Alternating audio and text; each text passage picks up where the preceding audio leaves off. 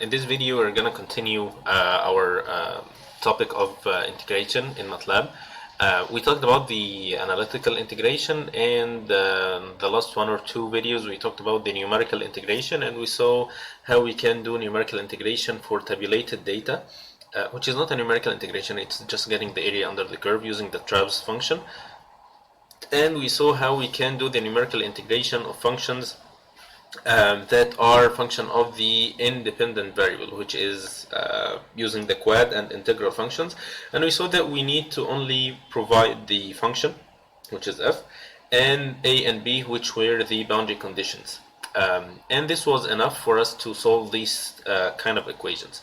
But if you have in the equation both the, which are you're going to integrate both the dependent and the independent variables, like in this case, or even only the dependent variable, then in this case you cannot use the quad and integral functions. You have to use the ode45, or there are other ODE functions which we'll talk about in the next video. But in this video we'll talk about the ode45, which is going to be doing the same thing for different ODE functions.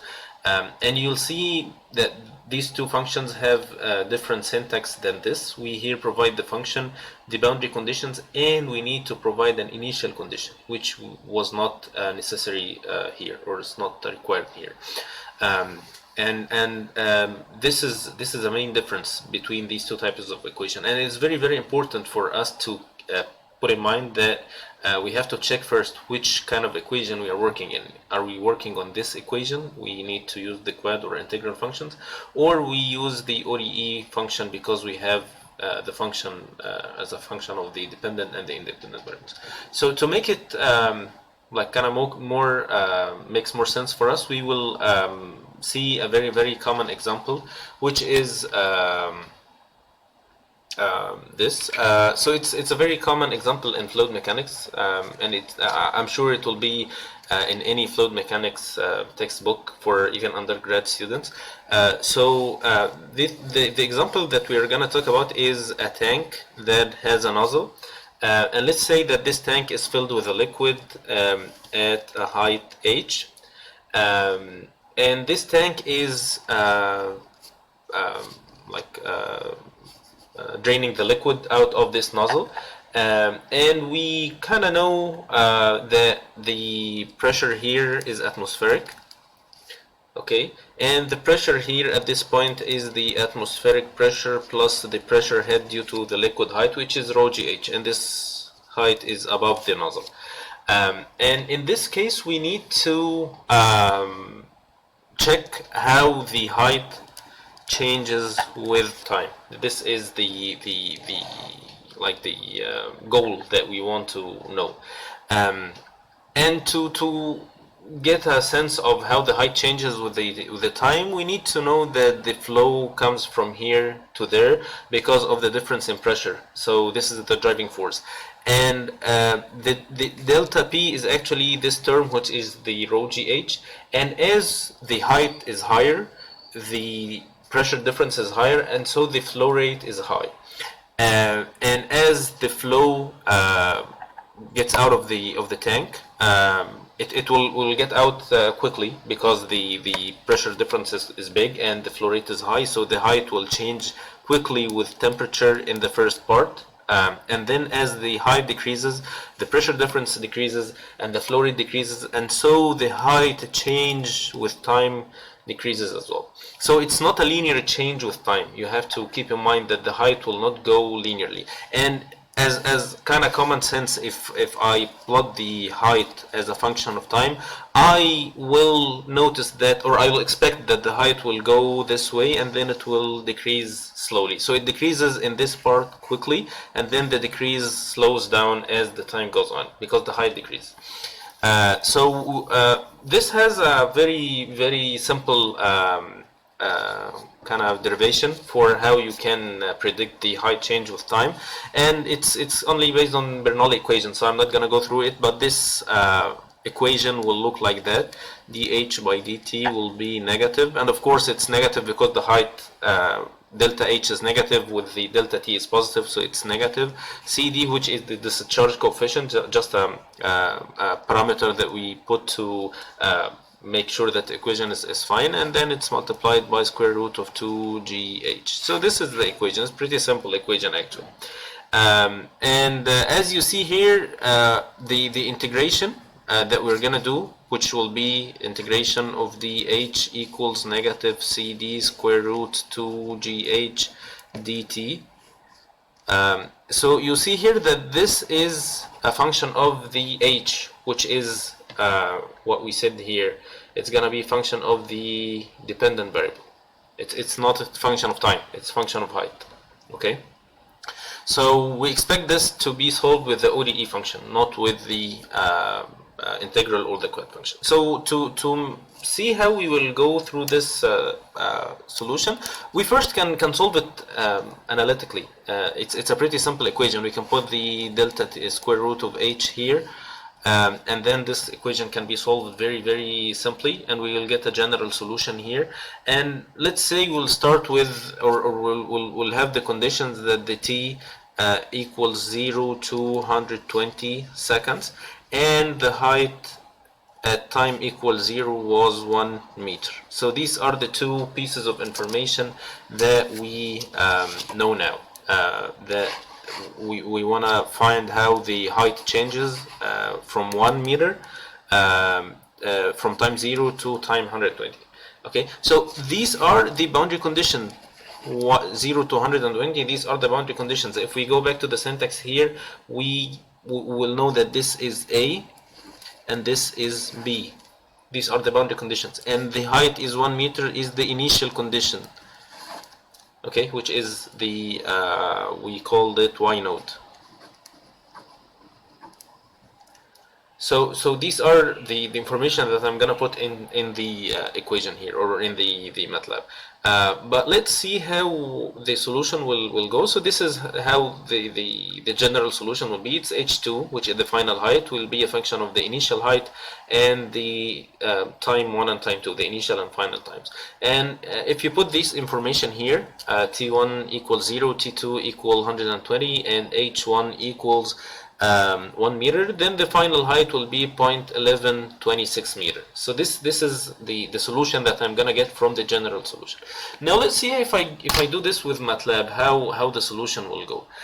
But before we go to the Matlab, we need to understand how Matlab solves this kind of equation. So what it does actually, that it starts with this point here. We know this information at this point, and the information we know, we need to go from here up to there, or down to there.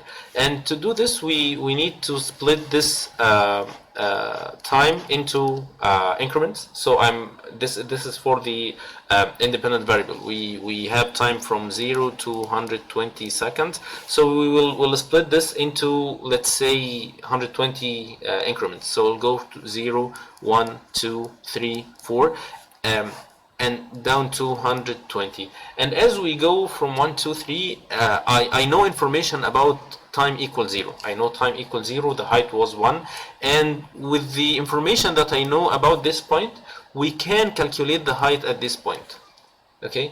And given that the information here are known now, we can calculate this, and then we can calculate this. How we do this? There are many ways to do these calculations. We have Ranch-Cotta, we have Euler, we have modified Euler. There are like a lot of methods that we can use, and I'll put in the description of the video one other video that I recorded before in the Excel series, that I used Ranch-Cotta to solve this same equation using Excel, using Ranch-Cotta equation, just to see how the process goes, if you're interested in knowing the details of the solution. So for now, we want to see if Matlab is going to give us the same information, which is 0.1126 meter, which is h2. Okay, let's see. So I'll go here to Matlab, what we need to provide is the according to the syntax, the function, initial condition, and boundary condition. So the function is I'll call it height, and it's equal to this equation actually, equals negative, so it has to be a function handle, so I'll put it as a function of h, negative 0.0025. This is the information that we used to do these calculations here, multiplied by square root 2 9.81 multiplied by the height. Okay, so this is the information that we have now. I'll do some mistakes. I know that this is not the right answer, or there are some mistakes in what I'm doing, but I'm gonna do this because I know people will fall in these mistakes. So I'll solve and then we'll see what was wrong. So we have this information now. I need to say that I need to calculate the height. Let's call it h2. It's ode45. The function is called height, which is this.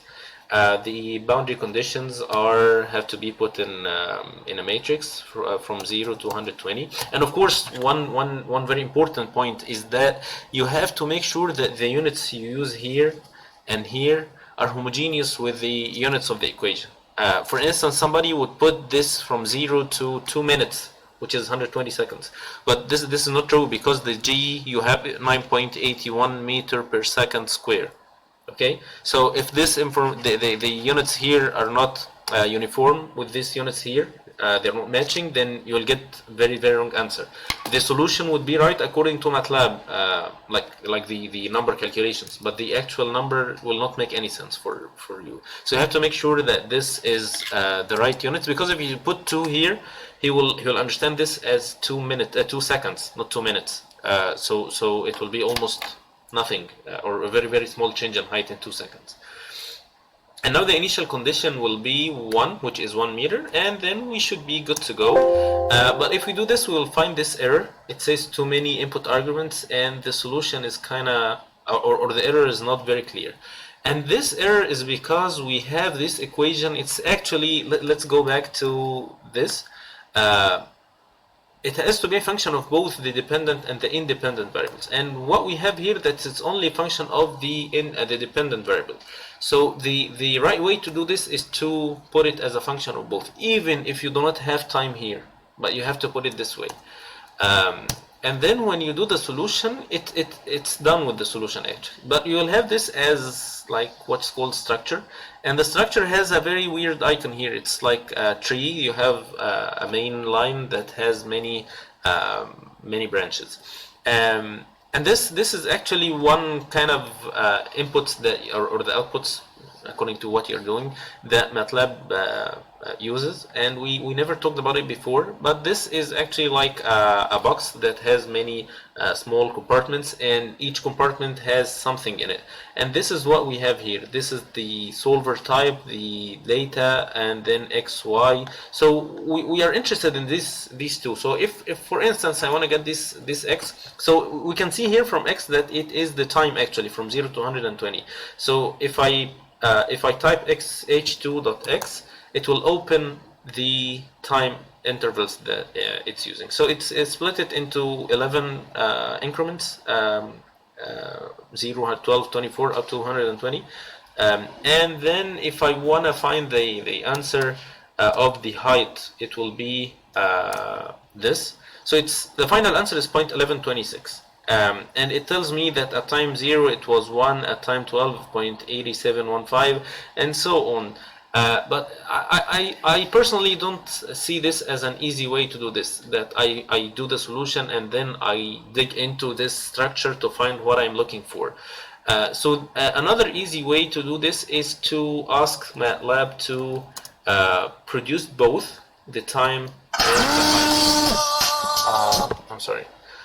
The time and the height, and if you do this, it will give two outputs actually. The time, it's from 0 to 120, and height from 1 to 0.1126. And actually this is what I was saying, it gives you the height at different times, so you can track how the height changes with time, and we can actually reproduce or actually produce this plot here. So if we, for instance, ask him to plot time against height, it's h2, I'm sorry, we will find that it's getting this. So we're kind of still in this part, so we can redo the calculations for time of 180, And we see here it's almost zero now, or it's actually zero, so it's totally empty now. So if we do the plot again, we will see that it was very high slope, and then it came to like very slow slope here. It's not as steep as we have here, but this is the actual change in height with time. One other way we can use to do this calculation is to put the equations in an M file, and we did this before in the fsolve equation or fsolve function when we solved equations, and it was very helpful when we had many functions or many equations that we are solving simultaneously. And it will be very helpful here, but it's not in this exact case, but we'll see how to do this, and in the next videos we will see how this is very helpful. So to do this, it's gonna be a function, user-defined function. We will say that the output is the time and height. I'm sorry, it's the height is the function is called tank, and it's function of time and height. And this has to be dh, okay. Again, this is the syntax, so we have nothing to do with this. This is how Matlab understands this. And we have to define how many equations actually we are solving. So we have to say that we will create a 1-by-1 matrix. So Matlab understands that we have one slot that has one equation that's gonna solve. And then we just write the equation. It's dh equals negative 0.025 multiplied by square root 2 by multiplied by 9.81 multiplied by h, and then end. So it will ask you to save it as tank because it has to have the same name here, and then we can do the same solution, but instead of height we can write at tank. So it's giving the exact same solution here. So its time equals 180, the height is 0. So this is the same thing that we did here when we write the equation, but we just changed the function to add tank instead of height when it was defined as a known thing in the workspace. So we'll stop here, and the next video we'll see how we can solve simultaneous functions. And we will see the types of ODE functions and how we can use each one of them. So I'll stop here and see you next video. Goodbye.